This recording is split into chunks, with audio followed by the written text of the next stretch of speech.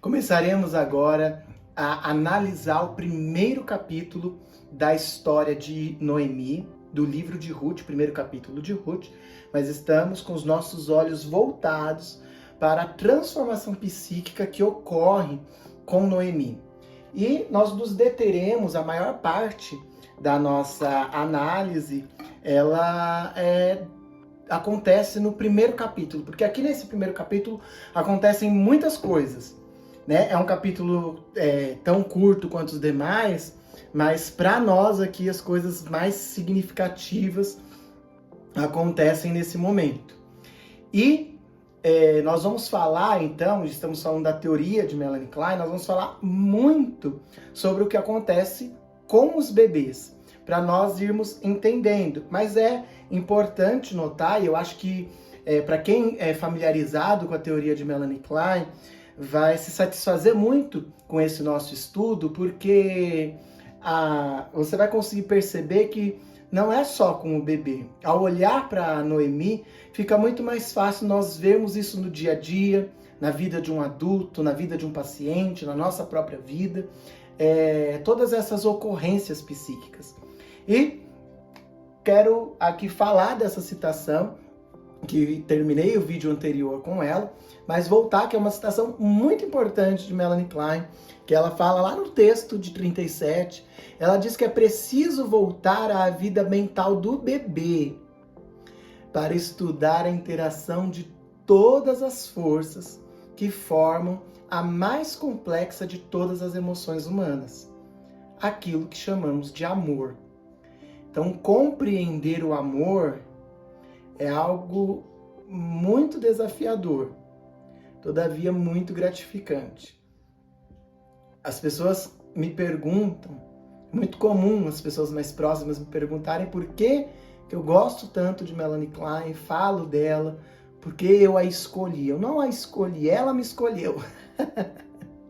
Mas na verdade é difícil de explicar, porque na psicanálise nós temos muitos autores que são todos muito bons, enriquecem.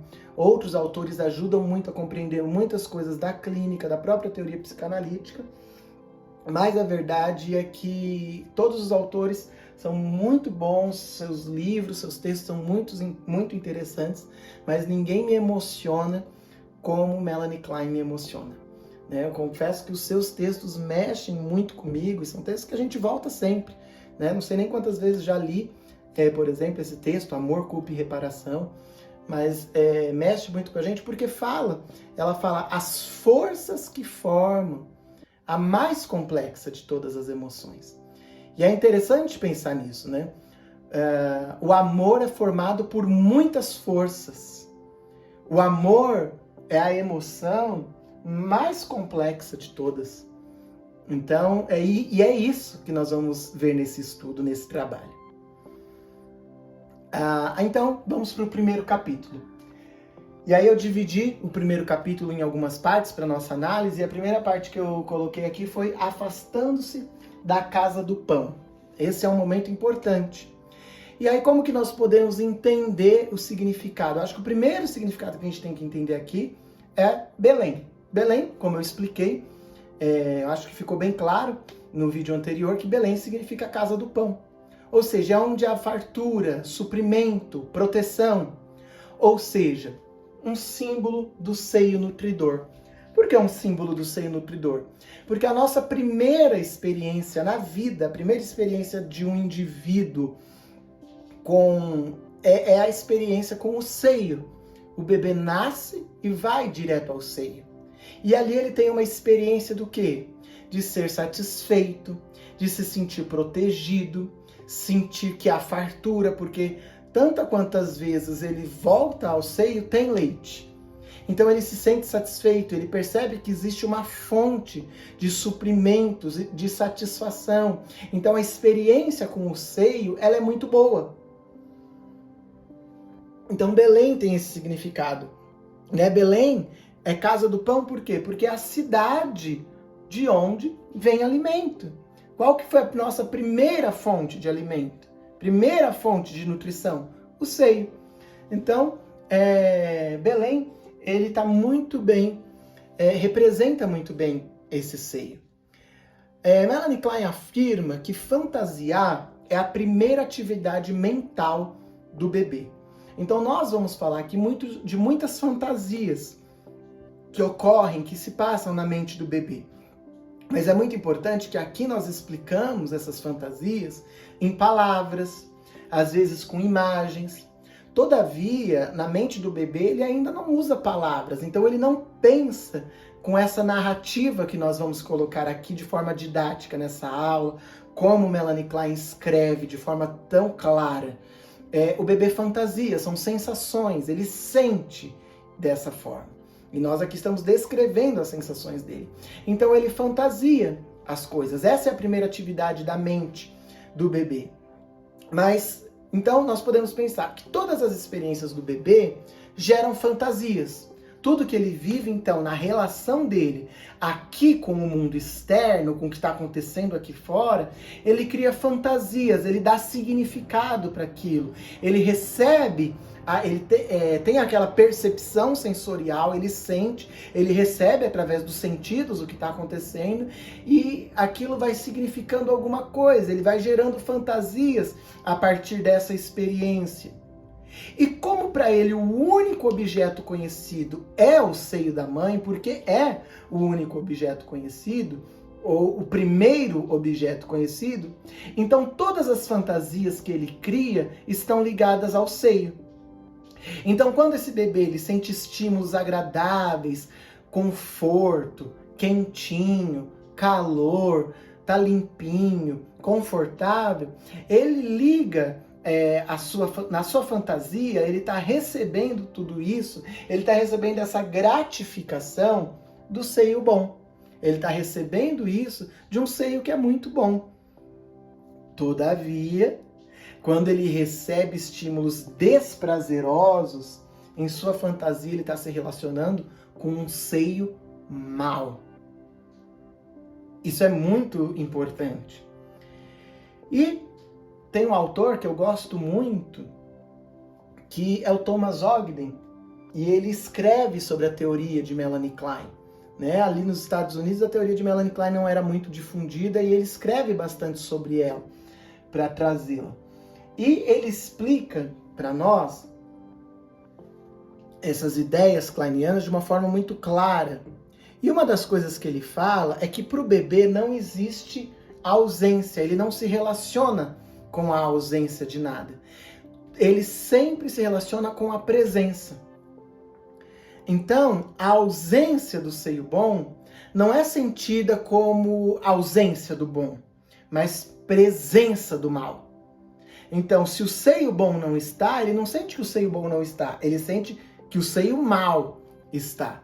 O seio mal, o seio terrorífico, o seio perigoso, ameaçador. Então ele fica muito assustado. É muito comum ouvir mães, e eu gosto muito de ouvir as experiências das mamães de bebês, principalmente de bebês recém-nascidos, que é muito comum ouvir delas coisas assim: meu Deus, mas é só fome. É só vontade de mais leitinho, acabou de mamar, mas grita de um jeito que parece que está sendo assombrado, porque na sua fantasia ele está. A criança, o bebê, ele não difere fantasia de realidade. O que está acontecendo na fantasia, para ele é real. Então ele está na presença de um seio mau, de um seio que vai machucá-lo, que vai destruí-lo. As fantasias são muitas. É mais do que sentir que vai morrer, é sentir que vai ser aniquilado, é algo muito forte. Então, não existe na fantasia do bebê, na mente do bebê, por assim dizer, não existe não estou sendo alimentado. O que existe estou sendo violentamente atacado. Então, a fome ele sente como um ataque. Ele sente que ele está sendo devorado, destruído. Então não é um mal-estarzinho na barriga que é fome, tô precisando de mais leitinho, porque minha barriga tá vazia. Não, ele está sendo devorado por um seio, ele está sendo destruído, atacado. É tudo muito extremo nessa primeira fase da vida desse bebê. O bebê, ele não sente que ele está com frio ou com fome, porque o seio bom está longe. Mas aquela fome, aquele frio, aquela fraldinha cheia, aquele bumbumzinho querendo assar, aquele ventinho que entrando pela janela, ou aquele barulho que ele nunca ouviu, tudo isso é causado pela presença de um seio mau e perigoso. Vamos voltar a pensar o que estava acontecendo no início da história de Noemi? A fome no início da história. Sair de Belém não era uma reação natural. Porque você vai falar, Bruno, mas ali era uma situação real. Estava acontecendo algo que realmente eles precisavam ir embora. Talvez você entenda como algo comum. Mas quem é familiarizado com a história de Israel, dos judeus, compreende claramente que sair de Israel porque está tendo um problema não é algo comum. Vai contra o que é natural. Então, é algo muito ruim. É algo estranho. Um judeu não sai de Israel, um judeu não vai embora, deixa a sua terra. Ainda mais nesse momento da história, nesse contexto, permanecer em Israel é muito importante. Estar em Israel é uma terra que foi conquistada com muito custo. Então eles carregam uma história muito bonita de conquista daquela terra. Ainda mais se tratando de uma família que ocupa uma posição de liderança. Ocupar uma posição de liderança é o quê? Estar ali para resolver problemas. Então quando o seu povo mais precisa, ela vai embora. Então isso é estranho. Então parece para nós que Noemi não lidou só com a ausência de alimento, mas com a presença de algo terrível, o que para ela era insuportável.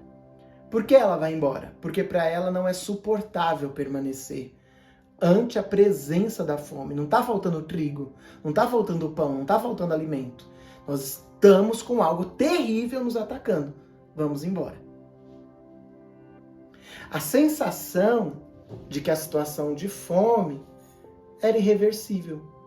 Era algo que não ia mudar. Então, eu gosto de pensar aqui, para ficar claro, duas formas de perceber a situação. Ela podia ter percebido de duas formas. Aqui eu estou pensando tanto no bebê, mas vamos pensar aqui na Noemi. Como que ela podia ter entendido? Aqui é a casa do pão, está em escassez agora, mas é a casa do pão. Estamos passando por um momento difícil, mas aqui é a casa do pão. Aqui é Belém. Ou, este lugar não tem nada para mim. Se um dia acreditei que era a casa do pão, eu me enganei. Não há nada de bom aqui para mim. E esse não há, eu acho interessante que eu gosto de pensar, né?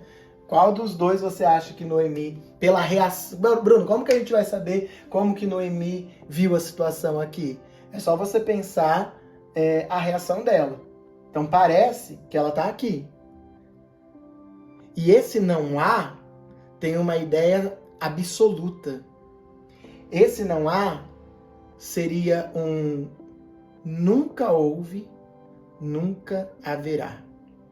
Então a relação dela com a casa do pão é uma relação muito estranha, uma relação muito esquisita, é uma relação frágil. Quem já é familiarizado com a teoria de Melanie Klein vai perceber do que nós estamos falando aqui.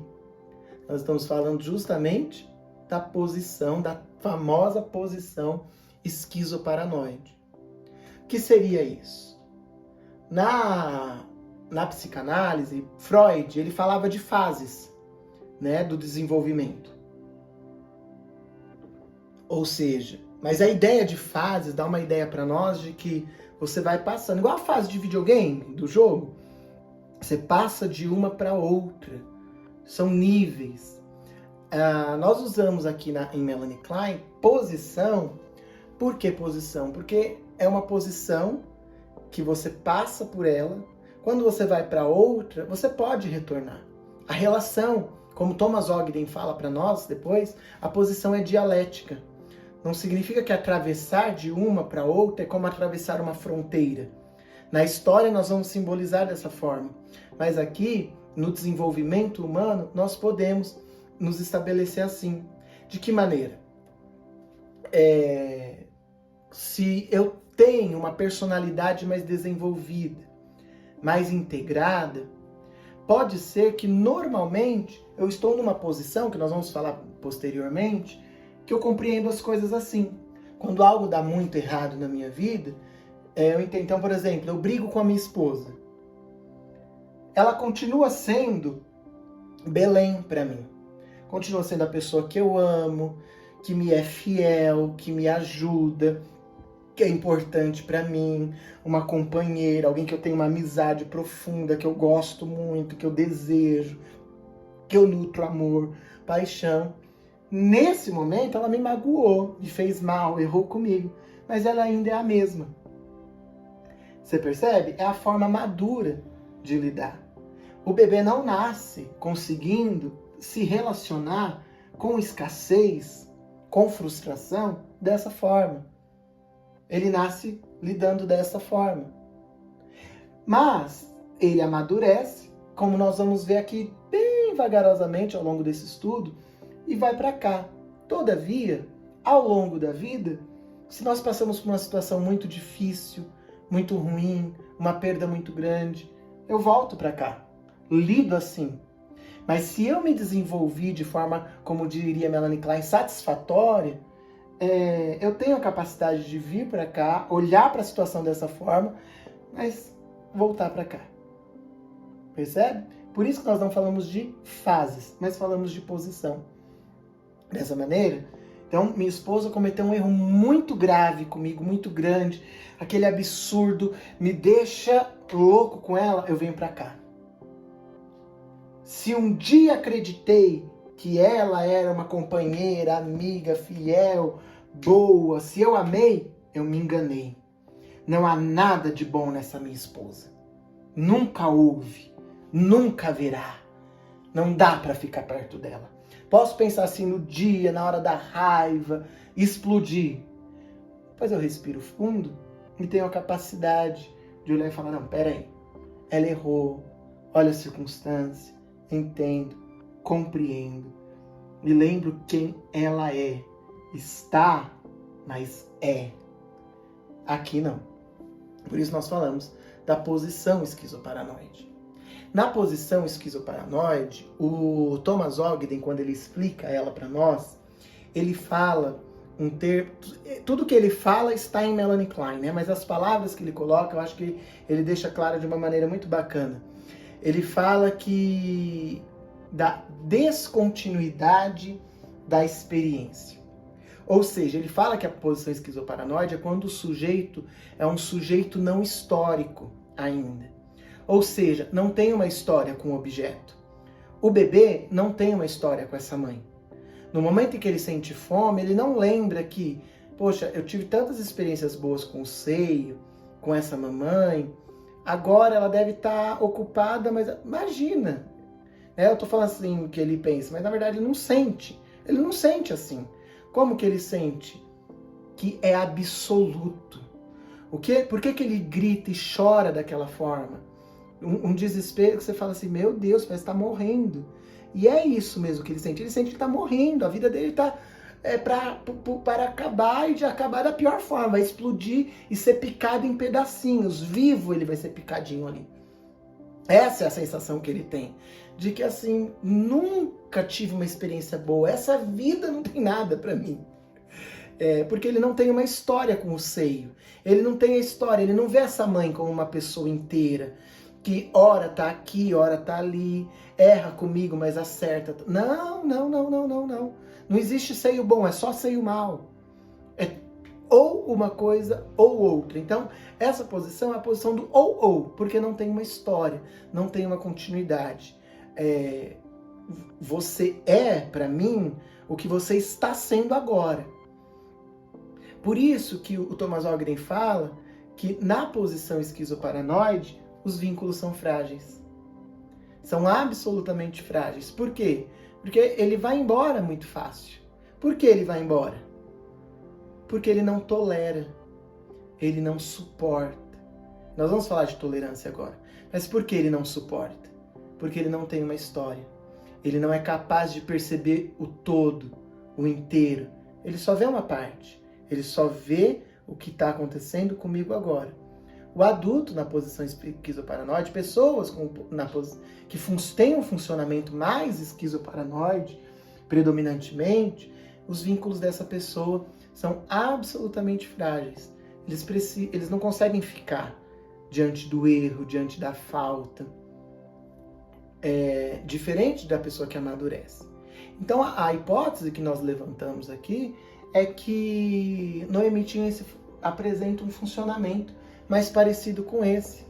Porque ali ela ficou rica, ali ela se casou, ali ela teve filhos, criou seus filhos, ali ela galgou uma posição de liderança, se tornou alguém importante, foi amada, respeitada. Olha quanta conquista ela teve em Belém. Vem a fome, ela, vai embora. Isso é estranho. E por que ela faz isso? Porque é como se ela não tivesse uma experiência contínua. Ela não tem uma história com Belém. Então, há pessoas que vão embora como se não tivessem uma história naquele lugar, com aquelas pessoas. Porque seus vínculos são frágeis. Porque a percepção dela do mundo, do objeto, do outro, é uma percepção fragmentada. Por isso que a palavra esquizo, né, esquizoparanoide, e até a imagem, não sei se no vídeo a imagem que eu coloco aqui no fundo dos slides, que são muito significativas, eu fiz esses slides com muito carinho.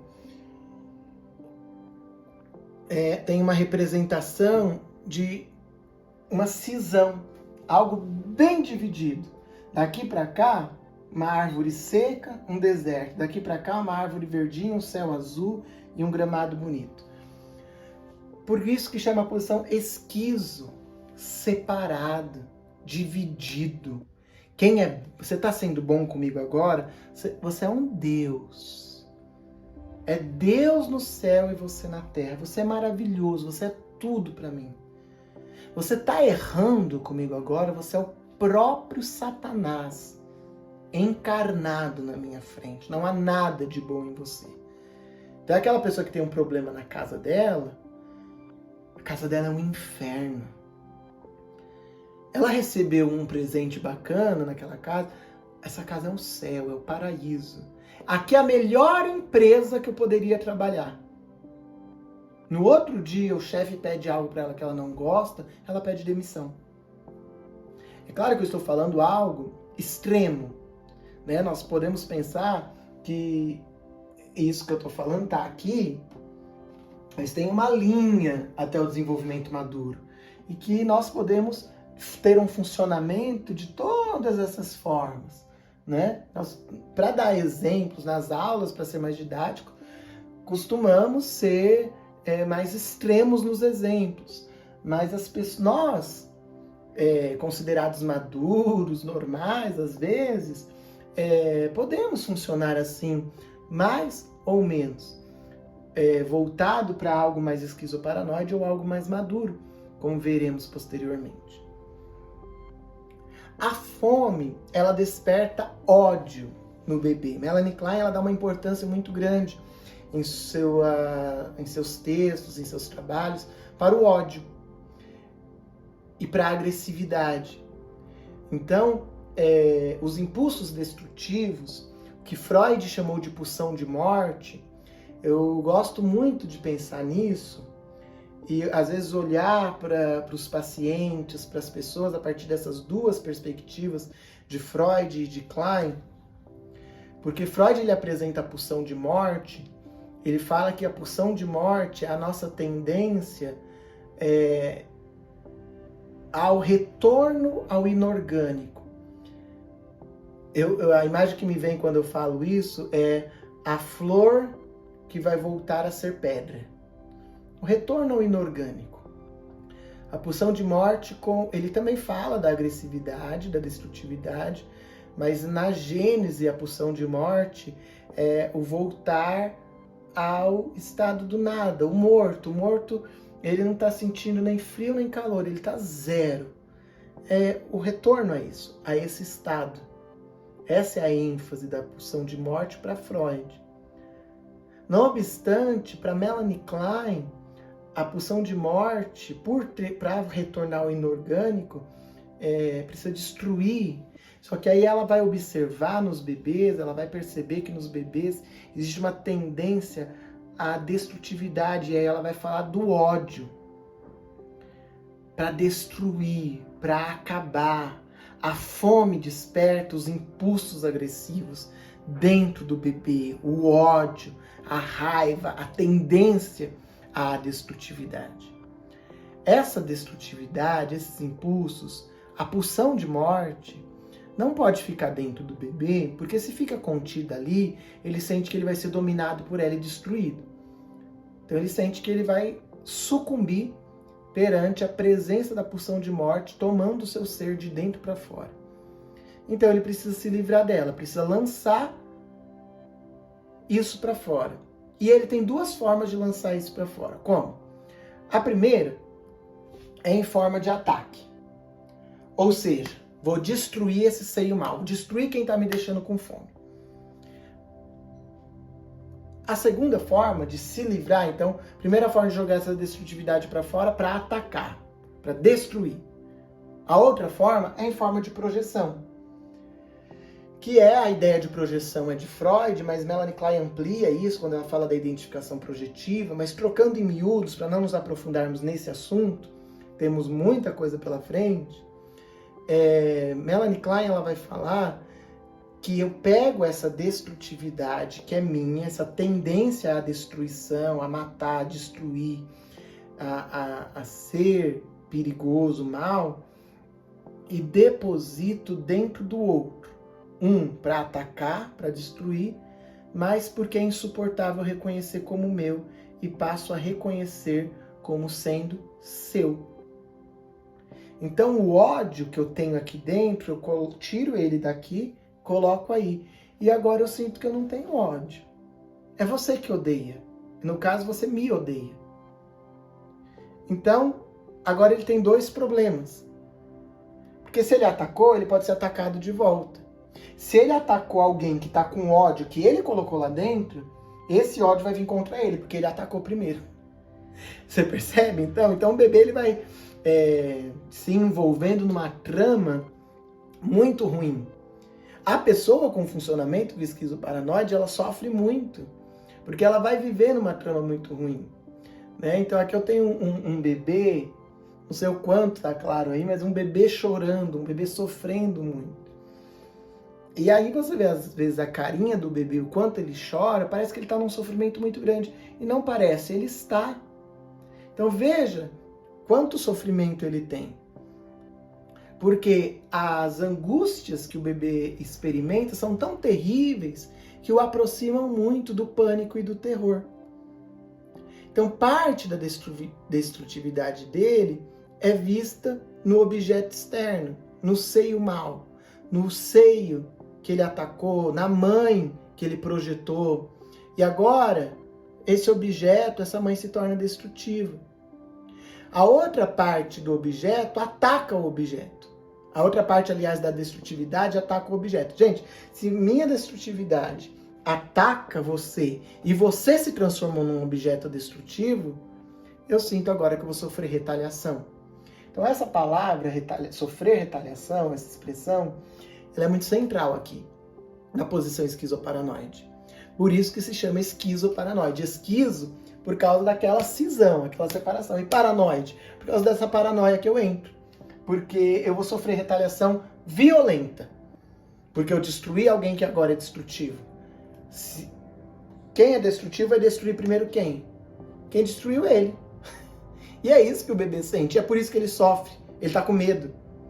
O bebê experimenta o terror, a angústia paranoide, o medo de ser perseguido e destruído. É o que Klein fala no texto de 46. E aí nós entramos numa conversa muito importante para Melanie Klein, para os kleinianos, e que eu particularmente concordo bastante, porque é o que eu observo. Para os kleinianos, eu quero falar agora da tolerância à frustração, que é algo que eu estava falando, né? Lembra que eu falei sobre que para Noemi a fome ali se tornou insuportável. Isso fala de uma capacidade de tolerar a frustração. Aqui é um bebê esperando comida, isso é ser frustrado. Tô com fome, chamando mamãe não vem, me frustro. Frustração, quanto você tolera algo que dá errado na sua vida. Quanto Noemi foi capaz de tolerar a fome que veio na casa do pão. O quanto um bebê é capaz de tolerar o seio que não vem. Então, isso é uma questão, primeiramente, quantitativa. Ou seja, tem bebês mais tolerantes e bebês menos tolerantes. Há pessoas, indivíduos que toleram mais, há indivíduos que toleram menos. Então é uma questão quantitativa, mas também uma questão constitucional, inata, veio de fábrica, nasce com certa tolerância. Eu observo isso porque há bebês que sente fome, ele faz um nhe-nhe e mama. Há bebês que acordou com fome, ele grita desesperadamente sem parar. Ele já nasce assim. Lembrando que é inato, já nasce assim, mas é quantitativo. Lembra da linha que eu falei? Serve para tolerância à frustração. Tem bebês extremamente intolerantes. Esse vai dar muito trabalho. Ele grita, porque ele não espera nem um segundo. Tem bebê que é extremamente tolerante, sossegado, espera o seio ver. Mas tem as gradações e também é claro que tem o dia que o bebê está mais intolerante, o bebê está mais bravo, está mais perturbado. Tem o dia que ele está menos perturbado, mas ele tem uma tendência maior a tolerar ou não essa frustração. Como eu disse, nos dados históricos levantados, há evidências de que, pelo menos no mundo externo, apesar de nós termos aqui algo real acontecendo, uma circunstância real, não havia motivos para Noemi partir com sua família. O que reforça a nossa hipótese de que a reação de partir tenha sido motivada por sua forma de lidar com a experiência de escassez, simbolizando assim o bebê ressentido diante da frustração. O bebê menos tolerante, ele tende a se ressentir mais. Magoou. Ele se sente tão magoado, tão ressentido, tão mal com aquela mãe que demorou 38 segundos para vir, que aí a sua tendência é se afastar. Por quê? Igual Noemi fez. Quem se ressente, vai embora. Tem gente que é mais propensa a se ressentir, a se frustrar, a se machucar. E parece que é o que acontece com Noemi. Por quê? Porque a abundância de leite pode reforçar ao bebê a fantasia do seio inexaurível. Um seio que tem um leite que nunca acaba. Um seio farto. Diante de tal fantasia de abundância, ver-se privado é extremamente paradoxal. Tão paradoxal quanto a fome na casa do pão. É um absurdo sentir fome se eu moro na casa do pão. É um absurdo eu estar aqui com fominha, sei que tem aquela bola gigante que tem leite que não sai mais. É uma injustiça. Eu acho, quando eu ouço, não que não tenha razão, não que não tenha circunstâncias reais, claro que não, mas quando se fala dos argumentos de questões sociais, que o argumento é muito esse. Tem gente que se torna muito extremista diante disso. Como pode ter tanto e eu me ver privada? Essa é uma sensação desse bebê. Como pode? Isso faz a dor da fome ser maior quando se tem a fantasia de um seio tão cheio.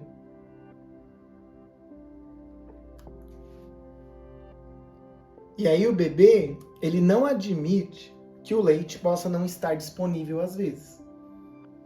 Como Noemi pareceu não admitir um período de fome naquela terra, que sempre lhe proveu com abundância.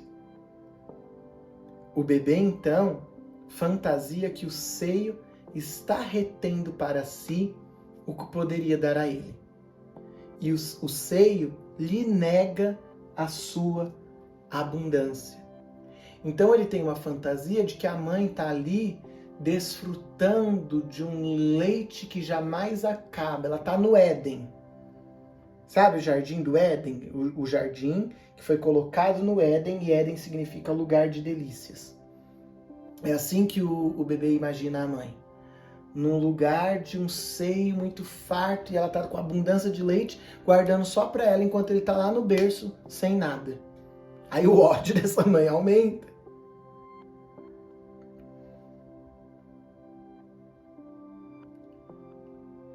Afastar-se de Belém, para Noemi, é como o bebê que se afasta do seio.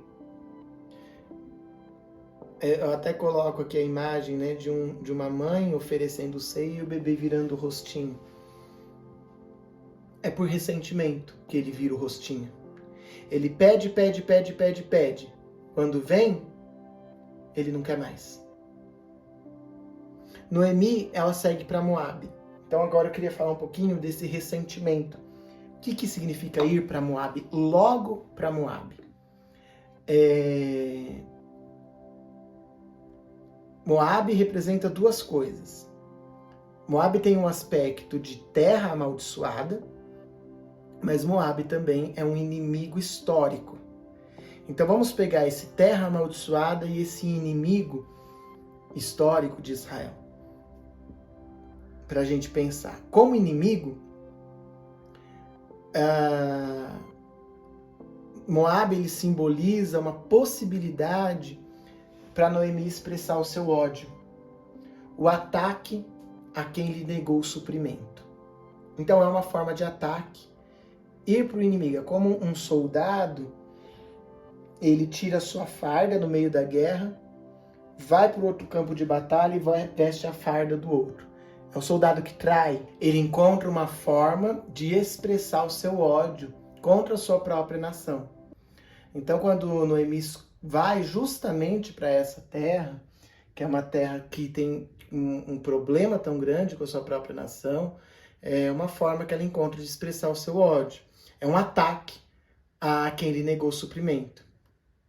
E aí Klein, no texto de 1957, que é o texto Inveja e Gratidão, ela fala de uma forma tão bonita, interessante e profunda sobre a inveja. E ela diz que a inveja é o mais vil de todos os sentimentos, porque é um ataque ao que é bom. E aí ela cita, né, o provérbio morder a mão que alimenta. Porque antes o ataque é ao seio mal, ele está me deixando com fome. Agora a gente está falando de um ataque ao que é bom. É um problema muito grande que o bebê arruma. Vou ler essa citação dela, né? Meu trabalho ensinou-me que o primeiro objeto a ser invejado é o seio nutridor, pois o bebê sente que o seio possui tudo o que ele deseja e que tem um fluxo ilimitado de leite e amor que guarda para sua própria gratificação. Esse sentimento soma-se a seu ressentimento e ódio, e o resultado é uma relação perturbada com a mãe. O bebê pode ter um ressentimento de que não lhe tenham dado seio quando mais se ansiava por ele. E assim, quando lhe é oferecido, não o quer mais. Volta-lhe as costas e em vez dele chupa seus próprios dedos. quando aceita o seio, pode não mamar o bastante, ou a mamada fica perturbada. Alguns bebês têm claramente grande dificuldade em superar esses ressentimentos. Então a inveja, a gente está falando de algo que acontece em todos nós temos. Mas existem pessoas que com também é uma questão quantitativa, com mais pulsão de morte, mais invejoso, ele não supera esse tipo de coisa. Eu sinto inveja, lido com aquilo. Agora tem gente que se torna, vou dizer aqui entre aspas, uma inveja crônica. E aí um segundo aspecto de Moabe é Moabe como a terra amaldiçoada. Fala de um estado psíquico devastado. Então, enquanto Moabe como um inimigo representa esse ataque, quando ir a Moabe, que é uma terra amaldiçoada, tem uma representação do estado psíquico em que o bebê se encontra, quando ele se afasta da mãe. Ele fica completamente devastado. Por quê? Porque a pessoa invejosa, ela jamais pode se sentir beneficiada por algo. Porque todo bem ao seu redor está destruído, está tudo estragado. Então Melanie Klein fala, quando ele ataca por inveja, ele pega o seio bom e coloca lá dentro, ele envenena esse seio. Ele coloca fezes, xixi, envenena esse seio. Quando esse seio aparece, como que ele bebe? Como que ele toma esse leite? Porque ele estragou. Se o leite está estragado, ele não consegue desfrutar. Então agora ele sente que tanto o mundo interno quanto o mundo externo estão destruídos e envenenados. Então do que ele poderá se nutrir? Eu acho interessante, eu coloquei aqui uma figura de um monstro de duas cabeças. Porque antes ele lidava com o seio bom e o seio mau. Agora o seio mau é mau porque é o seio mau. Mas agora o seio bom também ficou estragado, também é mau. Então não há mais fonte do que é bom. Então, o invejoso, Melanie Klein explica, não pode fruir, desfrutar do que é bom.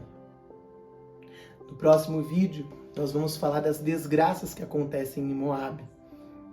Nós vamos falar da morte do marido, morte dos 2 filhos e analisar o que essas desgraças que acontecem em Moabe significam. E então poderemos falar quando Noemi começa a caminhar em retorno a Belém, o que esse caminho simboliza. Dessa forma nós vamos compreender o caminho do bebê rumo à maturidade. Nós estamos falando, ele se afasta da mãe. Como ele retorna? Nós vamos olhar para isso com mais cuidado.